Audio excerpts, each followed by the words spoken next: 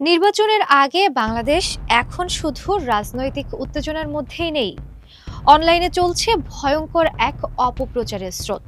২০২৪ সালের ছাত্র জনতার অভ্যুত্থানের পর শেখ হাসিনা সরকারের পতন হওয়ার পর থেকেই সামাজিক যোগাযোগ মাধ্যমে ভুয়া তথ্য ও বিকৃত ছবির বিস্তার চোখে পড়ার মতো বেড়ে গেছে। কৃত্রিম বুদ্ধিমত্তা দিয়ে তৈরি এসব কন্টেন্ট ছড়ানো হচ্ছে পরিকল্পিতভাবে, যার বড় একটি অংশ আসছে দেশের বাইরে থেকে। Center for the Study of Organized হেটের তথ্য বলছে ২০২৪ সালের আগস্ট থেকে ২০২৬ সালের জানুয়ারির মধ্যে এক্সে ১,৭০,০০০-এর বেশি অ্যাকাউন্ট থেকে ৭ লাখের বেশি পোস্ট করা হয়েছে, যেখানে হিন্দু গণহত্যার দাবি তোলা হয়েছে। এসব পোস্টে বলা হচ্ছে বাংলাদেশের সংখ্যালঘুরা ব্যাপক হামলার শিকার, অথচ পুলিশের সরকারি পরিসংখ্যান বলছে ২০২৫ সালে সংখ্যালঘুদের সঙ্গে সংশ্লিষ্ট ঘটনার মাত্র ১২% ছিল সাম্প্রদায়িক উদ্দেশ্য প্রণোদিত। এই পরিস্থিতিতে অন্তর্বর্তী সরকারের প্রধান উপদেষ্টা ও নোবেলজয়ী ডক্টর মোহাম্মদ ইউনূস জাতিসংঘের কাছে সহায়তা চেয়ে বলেছেন, নির্বাচনকে ঘিরে একটি বিশাল অপপ্রচারের বন্যা বয়ে যাচ্ছে। যুক্তরাষ্ট্র ভিত্তিক গবেষণা সংস্থা Center for the Study of Organized Hate জানায়, ২০২৪ সালের আগস্ট থেকে ২০২৬ সালের জানুয়ারির মধ্যে সামাজিক যোগাযোগ মাধ্যম এক্সে ১,৭০,০০০-এর বেশি অ্যাকাউন্ট থেকে ৭ লাখের বেশি পোস্ট ছড়ানো হয়েছে, যেখানে হিন্দু গণহত্যার দাবি তোলা হয়।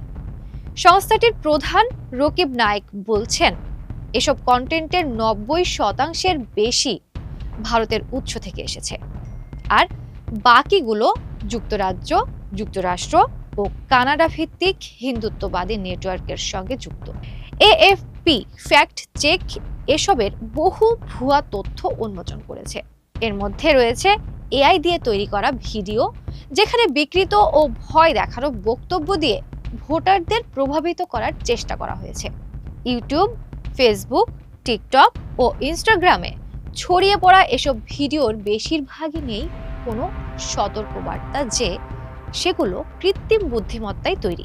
বিশেষজ্ঞরা বলছেন, বিনামূল্যের এআই টুল সহজলভ্য হওয়ায় এখন উন্নত মানের ভুয়া তথ্য তৈরি করা আগের যে কোনো সময়ের চেয়ে সহজ।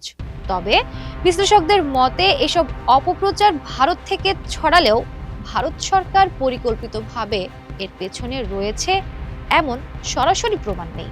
নির্বাচন কমিশন জানিয়েছে, তারা মেটার সঙ্গে সমন্বয় করে সামাজিক যোগাযোগ মাধ্যম পর্যবেক্ষণের জন্য একটি বিশেষ ইউনিট গঠন করেছে।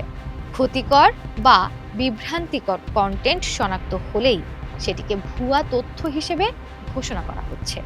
তবু অনলাইনে তথ্যের বিশাল স্রোত সামলানো এক অন্তহীন চ্যালেঞ্জ। নির্বাচন বিশেষজ্ঞরা বলছেন, এআই সৃষ্ট ভুয়া কন্টেন্ট বাংলাদেশের মতো দেশের জন্য আরও ঝুঁকিপূর্ণ। শহরের ৮০% এবং গ্রামের প্রায় ৭০% পরিবারে স্মার্টফোন থাকলেও অনেক মানুষ এখনও তথ্য যাচাইয়ে অভ্যস্ত নন। এই বাস্তবতায় এআই দিয়ে তৈরি ভুয়া ভিডিও ভোটারদের বিভ্রান্ত করতে পারে এবং নির্বাচনী সিদ্ধান্তকে প্রভাবিত করতে পারে। তাই প্রযুক্তির পাশাপাশি সচেতনতা বাড়ানোই এখন সবচেয়ে বড় চ্যালেঞ্জিং। সামিয়া শোভা, মানবকণ্ঠ।